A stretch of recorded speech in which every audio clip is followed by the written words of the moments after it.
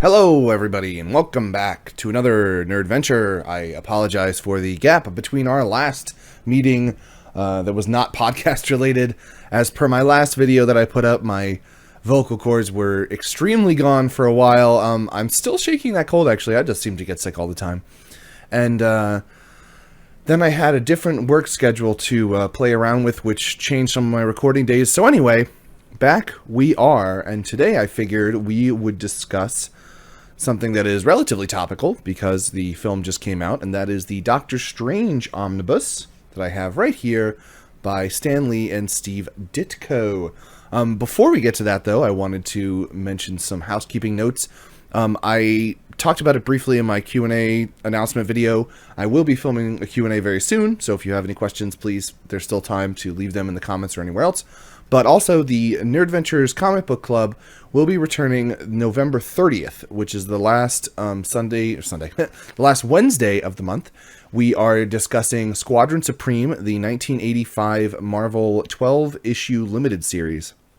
I'm about halfway through it right now and enjoying it quite a bit. It's really interesting, I think. So should be a good conversation just to see what different people think about it. So if you want to join us on the channel, that will be at 9 p.m. Eastern Time, the 30th of November. Squadron Supreme. It is available in a trade paperback, or maybe it's called a complete collection. I'm not sure, but it's 12 issues plus a Captain America issue in the middle. I think like issue 314 or something like that. So if you are interested in joining us to discuss that, it will be happening at the end of the month. And like I said previously, Q&A, just leave any questions you have around, and I will add them into the video when I get around to doing that shortly. But today, you're here for something else. You're here to be thrust into the magical world of Doctor Strange, starring Benedict Cumberbatch. So we talked last week, or maybe 2 weeks ago, no, I guess it was last week, about Doctor Strange on the Get a Cat, Get a Horse podcast. That podcast is up on my channel as well as on iTunes and other places. We discussed the recent Marvel movie, and we had a bit of differing opinions on it. I think I liked it more than the other participants in the conversation, but still had its fair share of problems. And leading up to the film, rather, I started reading this omnibus that I have right next to me, the Doctor Strange Volume 1 omnibus that Marvel just released. Finally, in my opinion, because they've had Doctor Strange Masterworks for quite some time now, and I was wondering when they were going to get around to omnibusing sort of some of the rest of the Silver Age stuff that they have in their catalog that has not been omnibused yet. So I was very glad to see them put this out. This is the direct market variant cover with the Steve Ditko cover on there, and the other version is an Alex Ross cover. I've never been a big fan of Alex Ross, so I decided to go with this version. This is a very thin omnibus, as I'm sure you can see, Volume 1, and it is $75 cover price, so I would imagine you could pick it up for somewhere in the 40 or maybe slightly under range out there in the wild world of the internet. So let's talk about today what exactly this book is, why I was glad Marvel reprinted it, and what sort of it means for Doctor Strange fans to see this particular collection. So first off, the size of the collection is the elephant in the room for some people. Certainly, I know when it was coming out, people online, at least places where I frequent, were a little bit miffed about the fact that this book barely caps over 400 pages. It's roughly around 400, and it still costs $75 cover price. I think it is worth it. Let me just say right now, if you don't want to watch the rest of the video, I think this book is fantastic. Oh gosh, I say fantastic so much, don't I? I think this book is an incredible encapsulation of a really amazing time in Marvel's creative peak in the mid-60s.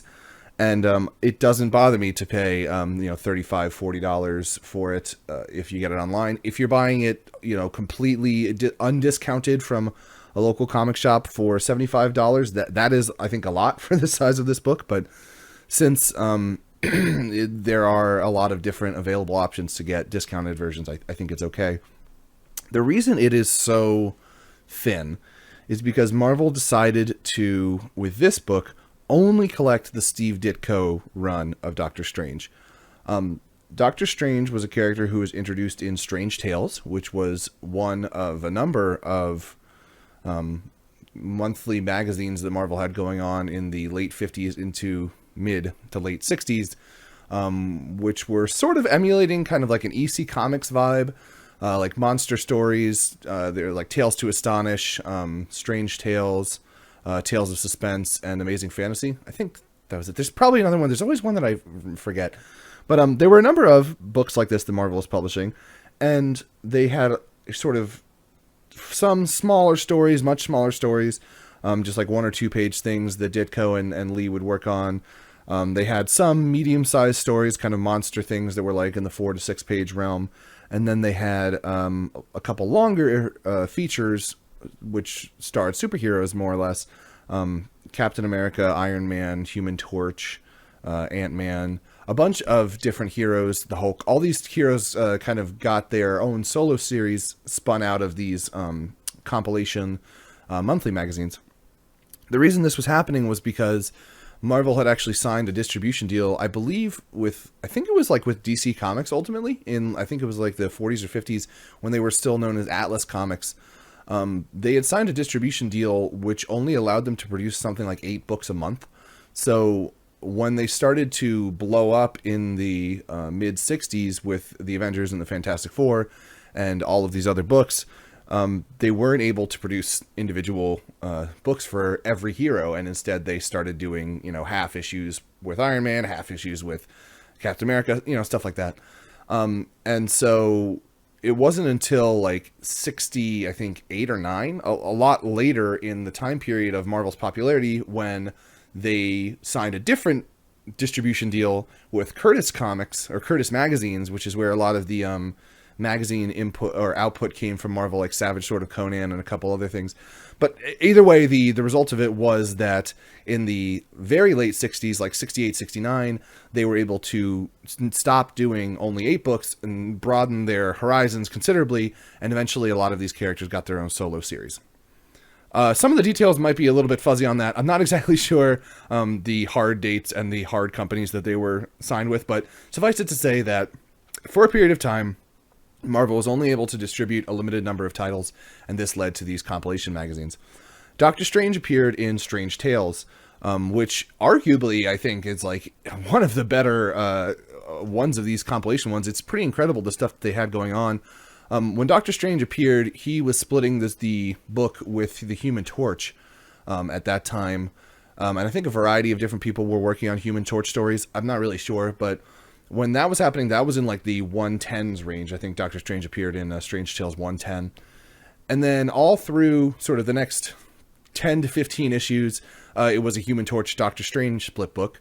And then eventually the Thing joined the Human Torch, and the book became sort of a Thing Human Torch like buddy action book split with the Doctor Strange stories. And then eventually, I think it was Strange Tales 135 around there is where Nick Fury was introduced, and Strange Tales became a split book between S.H.I.E.L.D. and Doctor Strange.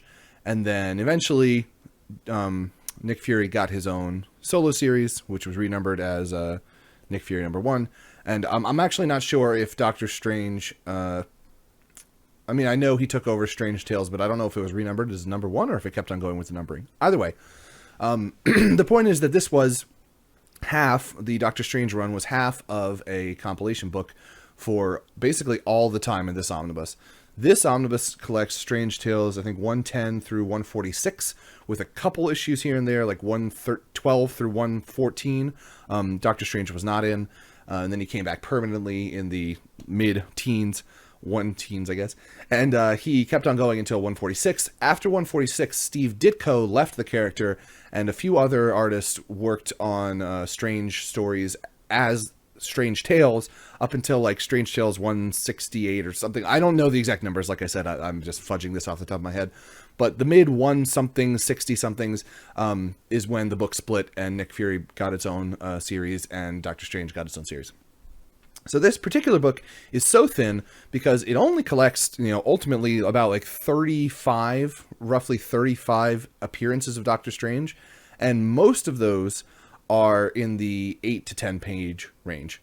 The very first stories are slightly shorter. They're like six-page stories. They're really short, just introducing Doctor Strange. And then eventually the stories become around the 10-page mark when they really get into the swing of things. I think it is all right that they decided to do this. I like this approach to it, kind of collecting one omnibus of Steve Ditko stuff, because I think Steve Ditko was such a singular vision on Doctor Strange at this time that I am not upset that they decided to start and end with him. He's kind of the alpha and omega of Doctor Strange, as it were. So I think it is appropriate that they just collected his stuff. I see an argument to be made that they could have done the entire Strange Tales run, so continue it on through a couple different artists until Strange Tales ends, and then Doctor Strange gets his own solo stuff, like in the 70s. But I'm pretty okay with this, especially if this is just a volume 1 of an ongoing Doctor Strange Omnibus series. I'm okay with this. So let's talk about the actual series itself, now that I've given you some background. This was done by Stan Lee and Steve Ditko in the Marvel Method style, which you may have heard or read about before. It's basically a let's let our artists run free and do creative and interesting shit, and then we will edit it and be credited as writers style, is what I would call it. The Marvel Method is essentially the Jack Kirby and Steve Ditko method, basically. Around this time when they were working on the Fantastic Four and the Avengers and stuff in 1962, 63, the Marvel Method is what they adopted, which was a loose scripting method, basically, where Stan Lee would introduce some plot or idea, and then Jack Kirby or Steve Ditko would go off and do the entire comic, pencil it, and then have either, in Ditko's case, he inked himself a lot of the time, and in Kirby's case, he did not ink himself most of the time. So they would do the entire comic. Most of the time it was like a 10-pager for these smaller magazines, or in the case of like Fantastic Four and Spider-Man, it was a full like 22-pager. Do the whole comic with no text in it, but with notes in the margins as to like what was going on, and then Stan Lee would go back and write in the text bubbles from the completed story.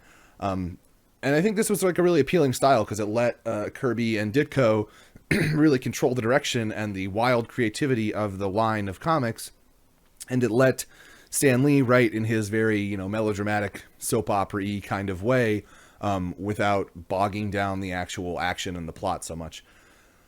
I think it's unfortunate that, like, I'm not going to slam Stan Lee. I think it's, like, amazing, all the stuff that he was working on and did. And, it's unfortunate that it wasn't made clearer as to what was going on with some of this.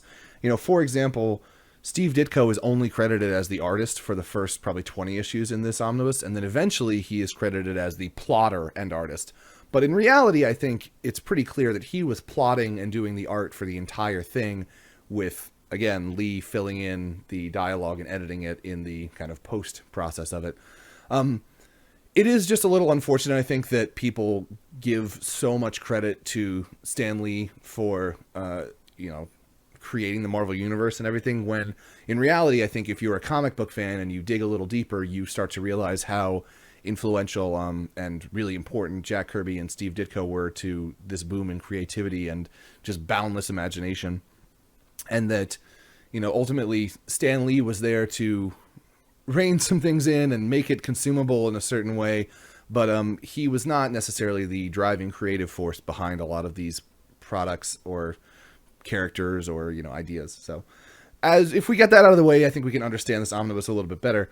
Let's switch over to the other camera as we talk about the book itself. It has this nice Steve Ditko cover, which is from the last issue of Steve Ditko's run on Strange Tales. You can also see up there that it has Nick Fury's face split with the Doctor Strange thing, so you can tell that it's a split magazine, and it also has this Nick Fury Agent of S.H.I.E.L.D. thing right there. The back is just a very standard Marvel hardcover omnibus thing with all of the different stories laid out, and it says here it collects Strange Tales 110 through 11, which was the original run of Doctor Strange, his appearance, and then 114 through 146, which is basically the entire unbroken, like, Doctor Strange thing. I think, actually, in my opinion, you could even skip 110 through 111 if you're not a big Silver Age person, because the art and the quality of it is just not what the book became.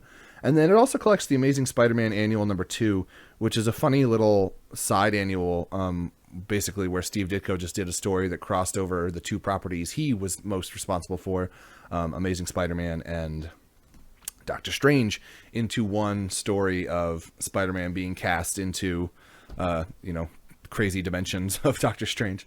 So if we take the dust jacket off, you can see that it is a very standard modern Marvel omnibus with the kind of matte finish style on it. They no longer do the faux leather thing, which is fine by me. I like this look. And we can get right into the book itself. I think this is a really interesting book because it shows the creative development of Steve Ditko just blossom in incredible ways. It starts off with this short run introducing Doctor Strange, just these 2 issues, which I thought was good. I thought the entire book up through maybe issue like 120, 125 was pretty good.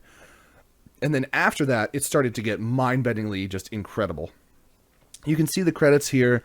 Stan Lee's credited as the writer for most of it. And then, retroactively, artist and plotter is given to Steve Ditko.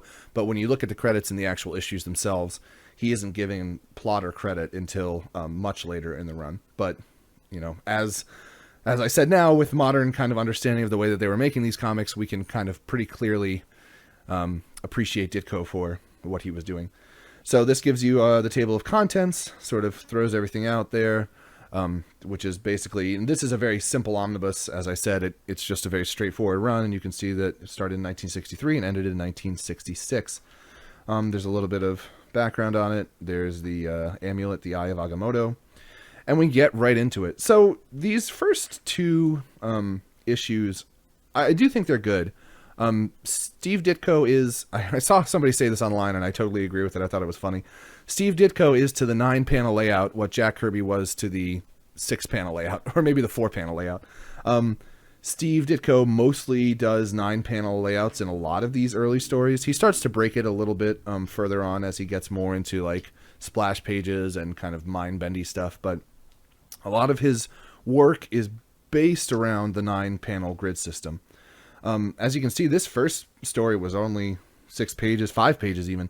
So very, very basic stuff in introducing it. It has some interesting kind of ideas. It introduces you to the Ancient One, to Baron Mordo, and to Doctor Strange, and kind of gives you an idea. But most of the magic is limited to these kind of spectral forms, ectoplasmic projections that they do. And it's not anything particularly special. Then as Doctor Strange comes back in 114 and onwards, he starts to kind of take on a different appearance. You can see in the very first ones, he kind of looks a little goobery, I think, in the very first panel when you see him, and he's standing here like, he just looks really silly to me. It's not what I think of when I think of Doctor Strange. As he went on, he got the cloak of levitation, the amulet changed a little bit, his face becomes a little bit less, maybe inscrutable. I don't know. He seems like to be a little bit more withdrawn in this kind of thing, and also his whole cloak and like it all changes quite a bit. But as we get further and further into it, you start to sort of see these kind of things happen where, even though it's not necessarily full-blown psychedelia yet, Ditko is definitely playing around with kind of increasing the amount of weird and interesting images that are going on in the book. It's especially sort of when we start to get to this stuff and you start to see these nightmare dimensions and these different realms that Strange is passing through. Again, it's not what the book would become, but this is where I sort of got into the swing of things with the late teens and the 20s. What I would say about this point in the book is that story-wise, it is fine. It's nothing very special, but there's also a really unfortunate propensity from Ditko to lean on the amulet as kind of a Deus Ex Machina thing, where the Eye of Agamotto, or I don't know if it's actually known as that in this comics, but that's what they called it in the movie. That's what I'm thinking about it right now. It's used to solve like everything. I mean, everything. Every problem that comes up that seems insurmountable, Doctor Strange just puts the amulet on full blast, and then, you know, whatever is going on gets solved. And I don't find that interesting, especially, like I said, for the first 15 or 20 issues of this book. It just seems like, you know, you can see here, every time something bad is going on, he just is like, all right, well, I got my amulet now, like, let's mess stuff up. And then he's just able to kind of sort his way out of problems by using his amulet to do frickin' everything. And I think it was kind of a bummer because it doesn't leave as much room for experimentation and interesting weirdness that came up later in the books. But yeah, I mean, like I said, these are good stories up through the teens and the 20s. They're fun, and they definitely ring of their age and of their kind of time period of creation, but they are certainly not what the book would become. So let's find a little bit further on the kind of stuff that I think is indicative of like what is amazing about Steve Ditko's art. Ditko himself penciled and inked most of this. I really like his ink work a lot. I think so. Here's sort of the first one that I could remember really finding him to be amazing. This is in 126, so like I said, we're sort of getting into the mid 120s, and this is where we start entering the realms of Dormammu and the very strange kind of craziness that's going on. I mean, it's really amazing, and it gets a lot better than this. But Ditko's work, like you can see here, it's really, really nice. He has like a really fine ink line.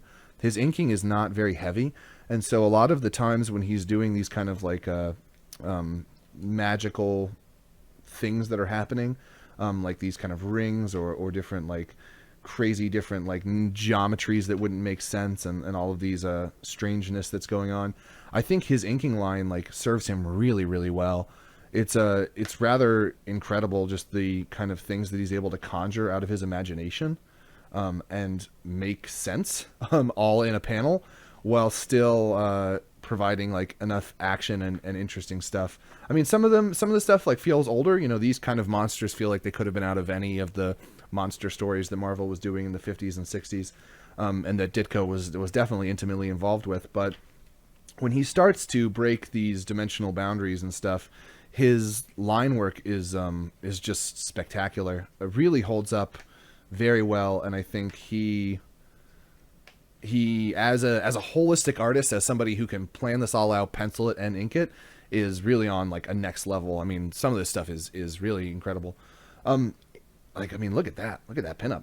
It's really crazy. I mean, it's kind of like a mix of it's so many different things, because it has like architecture in it. Like, he has interest in like making architecture, but then kind of breaking it in like this MC Escher style. But then also just going through like total loopy psychedelic nonsense. It's really, really cool. One thing that's strange to me, that I wanted to mention is the covers. For whatever reason, the coloring on the covers is retouched. As you can see, the thing here, the way he has his colors, or the turban there, or the suit on the Human Torch, it's recolored, or at least digitally touched, to give like a gradient and shadow and lighting to the colors, instead of doing flat coloring. I don't like it. I've never liked that. I've never liked digital coloring and retouches like that. That's a total minor issue, but it's just strange to me that that they would retouch the covers. I wonder if the covers came from a different collection which was already retouched or something like that. But either way, the rest of the book is not retouched in any way. It's just really gorgeous and beautiful. This is sort of... I'm not going to give any plot points away, because ultimately I think the plot is kind of relatively inconsequential to the art and the style that's going on here. But let me go a little bit further and see if I can find some of the things that I was really interested in when I was reading this, because some of the stuff that Doctor Strange gets into when it gets further in is so incredibly trippy and strange, and Ditko just absolutely blew me away. Oh, I guess I spilled something on that one. Especially like here, there's some cool stuff where his Doctor Strange is leaving his body in ectoplasmic form, and then kind of guiding it through the city.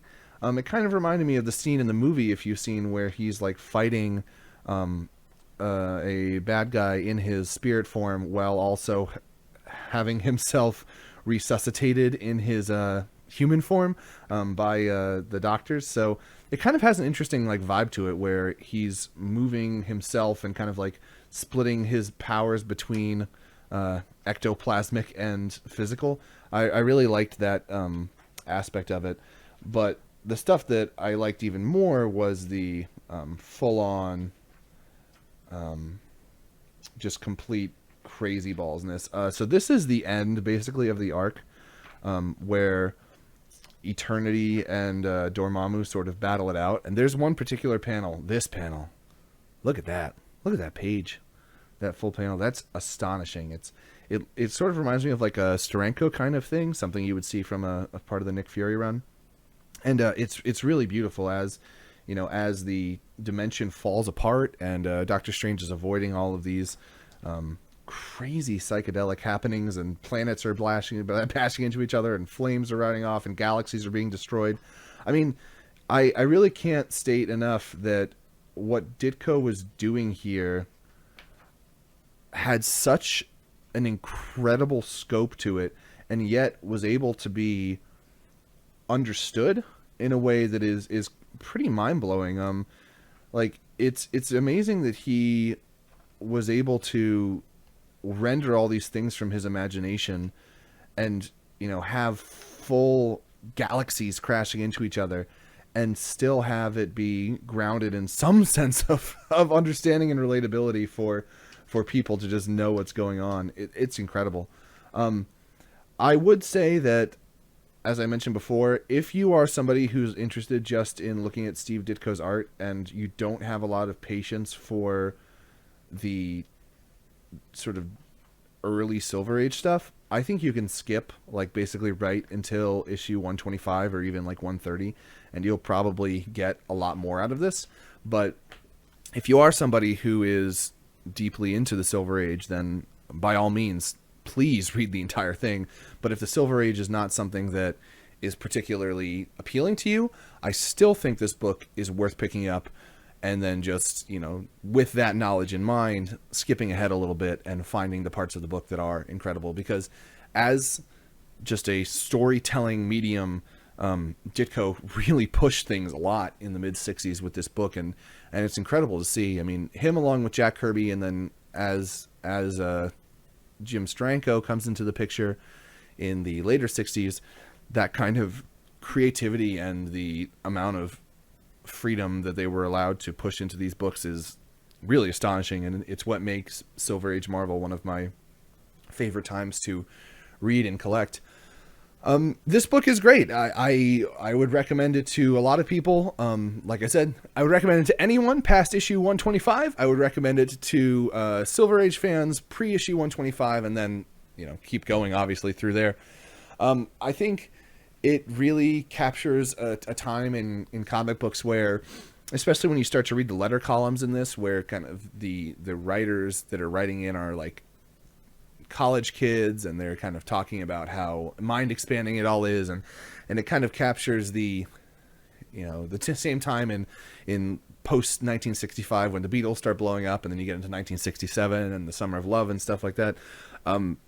There was just like a really strong interest in expansion of the mind in popular culture around that time, you know, post 1965, and this book reflects it, and is a really interesting gateway into pop culture in that time period that maybe is not music or film oriented, because I think a lot of times when people think about psychedelic or psychedelia in the 60s, it's mostly related to music and fashion and colors and stuff. But if you are somebody who is interested in pop culture explorations of the psychedelic and the expansion of the mind, then this book is like right up there, I think, you know, with Sgt. Pepper or whatever else, as being like a really a pillar and a foundational stone of kind of understanding what people wanted in their media at that time, and it's phenomenal. It's very cool.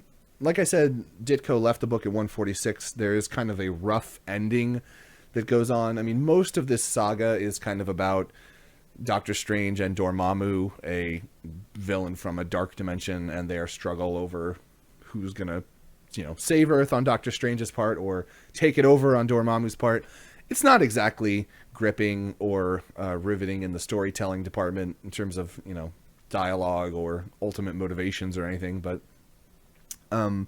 but there is a relative stopping point that is put towards this story and this arc at the end of Ditko's run, and then after he leaves, Doctor Strange goes on to be more in his own solo stories and stuff like that. There has been another Doctor Strange omnibus announced since this book has come out. It is a early 90s. I think that's when it's from, the Doctor Strange Sorcerer Supreme series. An interesting play on Marvel's part. I would have expected them to do another, Silver Age Doctor Strange book, maybe finish up the Strange Tales run and then continue into the 70s solo series and stuff like that. But hopefully we get that soon. I'm really, really anxious to learn more about this character, especially since I loved this book so much. And yeah, it's just another part of the Marvel Silver Age that's kind of more complete in omnibus form. We're getting a Silver Age Daredevil soon. We're getting a Monster Bus, which is a bunch of different monster tales from all these shared magazines that Marvel is putting out. I am really hoping that we get some kind of collection of the Sergeant Fury stuff. I think that would be really cool. And just to see more of this era kind of completely collected, so you can kind of have a more definitive Marvel library. Marvel was doing amazing stuff at this time. It was mostly related to the artistic talents of Kirby and Ditko, and the people that were working with them on inking and stuff like that. It was a very small group of people that were really changing the way the industry was being run. And it's great to look back on and appreciate now, especially now that we understand how important Steve Ditko and Jack Kirby were to this creative process. I don't know that much about Steve Ditko post Doctor Strange and post Spider-Man and post Marvel. I know the very little I know about him, he started to become more and more concerned with sort of morality and philosophical themes in the comics he was making. I know he did a character called Mr. A, I think is the character, where he starts to get into objectivism and kind of moral absolutism about black and white and good and bad and evil and light, stuff like that. There's a little bit of that in Doctor Strange, where you sort of see Stephen Strange as the absolute good of the world, whereas Dormammu is the absolute evil, and there's not a lot of shades of gray. Strange is just a good guy and Dormammu is just a bad guy. There's not a lot in between. But I don't know, it doesn't ring as preachy or anything like that.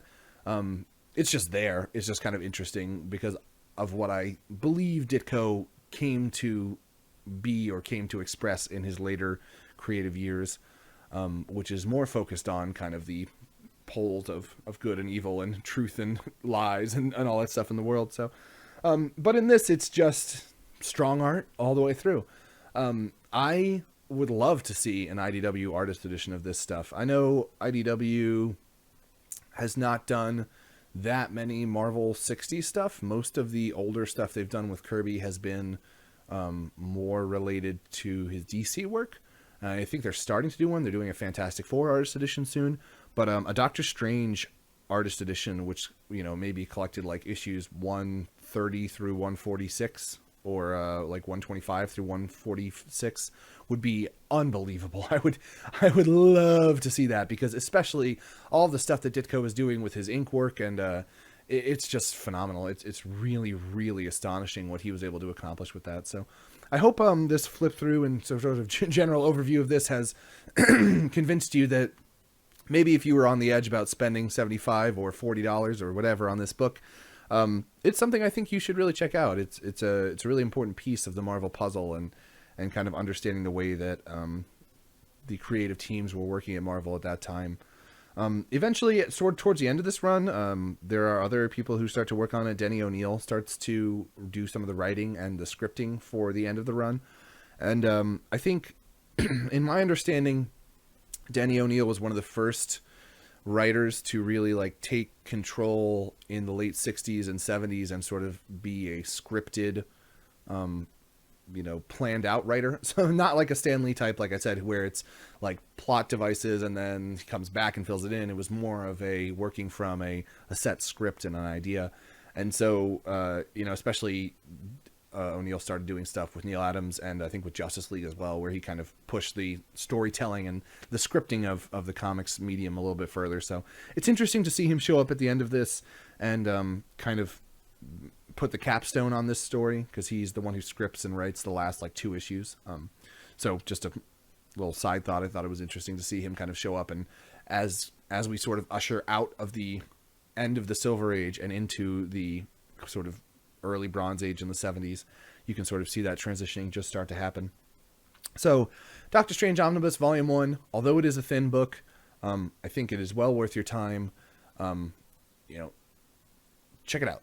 That's basically my only suggestion for you, is give it a whirl, and see, even if you maybe just Google some images of Steve Ditko Doctor Strange or Steve Ditko psychedelic stuff, take a little Google stroll down that lane and see if any of those appeal to you like they appeal to me, because it really is a fantastic celebration of that time period of 60s art and what you can do with just a pen and an ink fountain or whatever, a pen, an inkwell, and a page of paper. The possibilities are basically endless, is sort of what Steve Ditko says in this book, and I really love that.